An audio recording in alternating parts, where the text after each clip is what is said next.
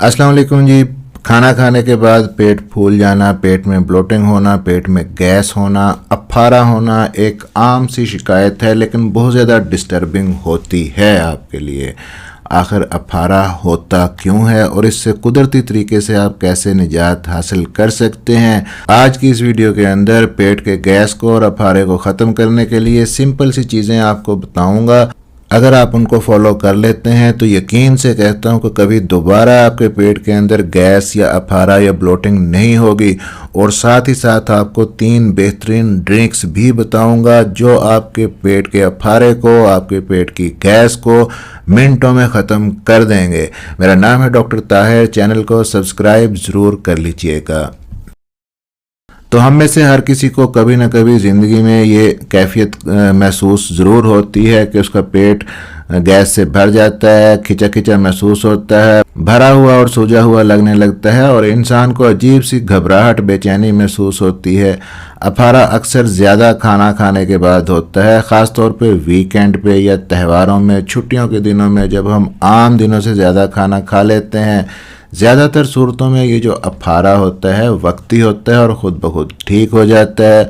लेकिन अगर अफारा, पेट का गैस, ब्लोटिंग कभी कभार की तकलीफ़ की बजाय बार बार होने लगे, दर्द के साथ हो, मुसलसल रहे, तब ज़रूरी होता है कि अपने डॉक्टर से रुजू करें और मुकम्मल चेकअप इसका करवाएं। अगर आपको कभी कभार पेट में ब्लोटिंग हो जाती है, अफारा हो जाता है, तो इसे कम करने के लिए आसान और कुदरती तरीके मौजूद हैं जो इस वीडियो में आपको बताने लगा हूं। लेकिन सबसे पहले उसकी वजूहात को समझ लें। अगर आपके पेट में ब्लोटिंग गैस होती है, उसकी वजह को आप समझ लेते हैं। हर वजह का अलग अलग इलाज है, वो आप खुद ही घर पे कर सकते हैं। तो इसलिए स्किप किए बगैर देखिएगा। अगर इस कंडीशन से हमेशा के लिए कुदरती तौर पे बगैर दवाइयाँ खाए और डॉक्टरों के चक्कर लगाए आप निजात हासिल करना चाहते हैं, तो मुख्तलिफ वजूहात की वजह से आपके पेट के अंदर अफारा होता है, जैसा कि कब्ज़ की वजह से हो सकता है, बाज़ खाने आपका मैदा बर्दाश्त नहीं करता उसकी वजह से हो सकता है, हवा निगलने की वजह से हो सकता है, सीलिएक बीमारी की वजह से हो सकता है, या एक बीमारी होती है इरिटेबल बाउल सिंड्रोम, उसकी वजह से हो सकता है। इन सब को एक एक करके समझाऊंगा और सबका अलग अलग साथ में आपको ट्रीटमेंट भी बताऊंगा।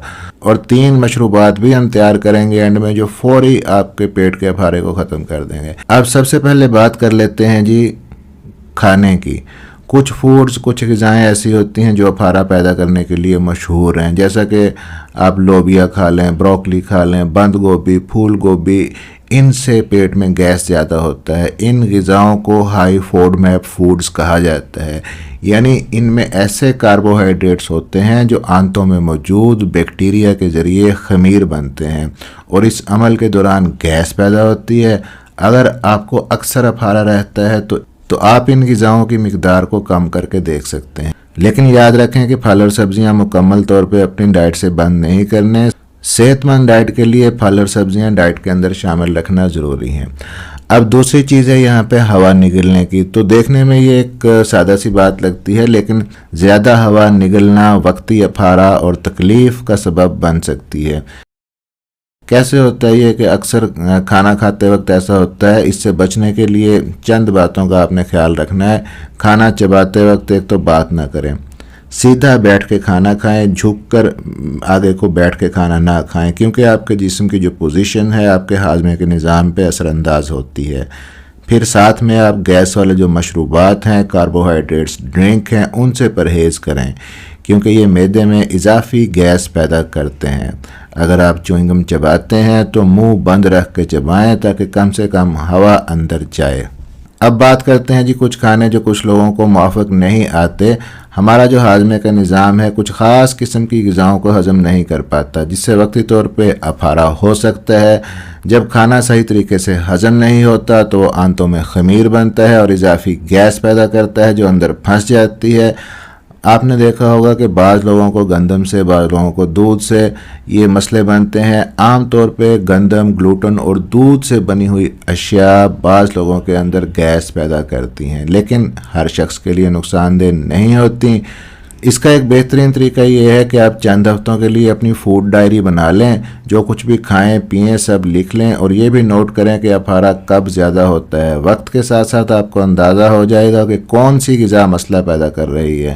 اگر آپ کو کسی خاص غذا پہ شک ہو تو اس کی مقدار کو کم کر کے دیکھ لیں یا وقتی طور پہ بند کر کے دیکھ لیں، کیا فرق پڑتا ہے آپ کو پتہ چل جائے گا۔ لیکن کوئی بڑی تبدیلی کرنے سے پہلے یا کوئی ایک فوڈ گروپ مکمل طور پہ بند کرنے سے پہلے اپنے ڈاکٹر سے مشورہ ضرور کریں۔ اب اگر جی آپ کے افارے کی وجہ قبض ہے تو اس کے لیے بھی مؤثر طریقے موجود ہیں۔ سب سے پہلے پانی زیادہ پئیں، روزانہ کم از کم 8 سے 10 گلاس پانی پینے کی کوشش کریں۔ مناسب مقدار میں پانی پینے سے آپ کا جو سٹول ہے، پخانہ ہے، نرم رہتا ہے اور آسانی سے خارج ہوتا ہے۔ دوسرا، فائبر والی غذا آہستہ آہستہ بڑھائیں۔ فائبر پخانے میں وزن اور مقدار بڑھاتا ہے اور آنتوں کی حرکت کو منظم کرتا ہے۔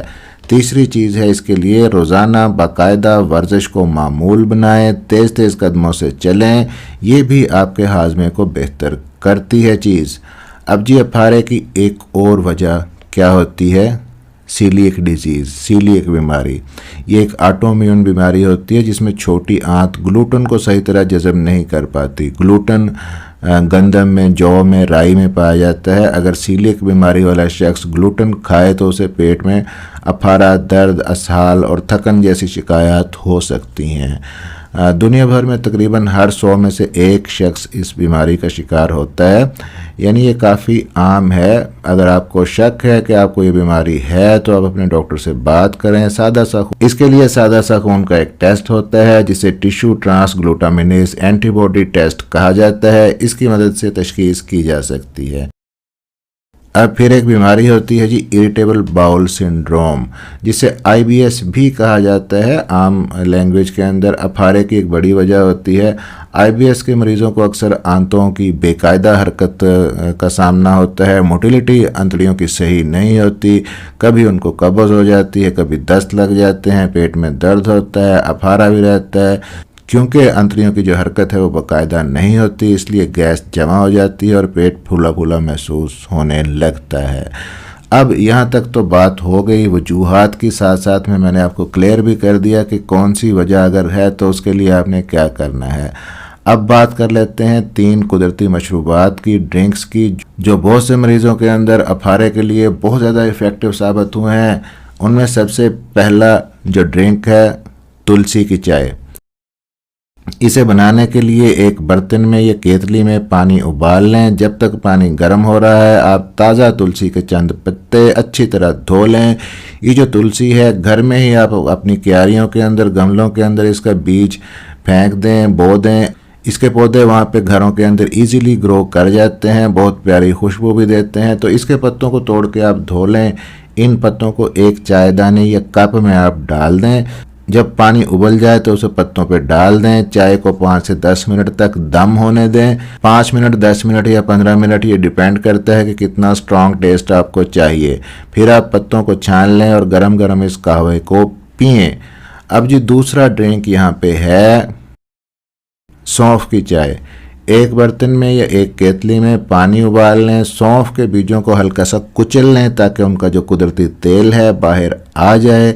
کچلے ہوئے بیج آپ ایک کپ میں ڈال لیں اور اوپر سے ابلتا ہوا پانی ڈال دیں۔ اسے اگین آپ تقریباً 10 سے 15 منٹ تک دم ہونے دیں، ڈھک کے رکھ دیں۔ پھر ان بیجوں کو آپ چھان لیں اور گرم گرم آپ پئیں۔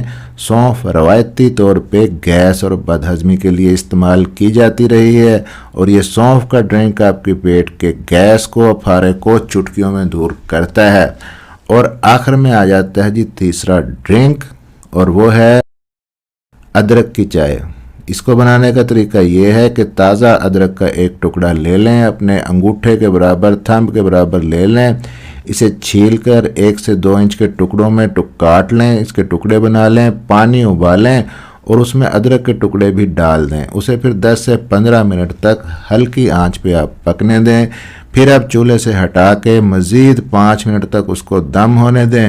اس کے بعد ادرک کو چھان لیں، چائے گرم گرم آپ پئیں۔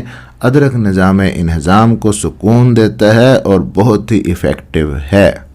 تو آج کے لیے جی اتنا ہی. ویڈیو اچھی لگی ہو, کچھ سیکھنے کو ملا ہو تو لائک اور شیئر ضرور کر دیجئے گا. اپنا خیال رکھیے گا. ملتے ہیں اسی طرح کی اگلی کسی انفارمیٹیو ویڈیو کے اندر. اللہ حافظ.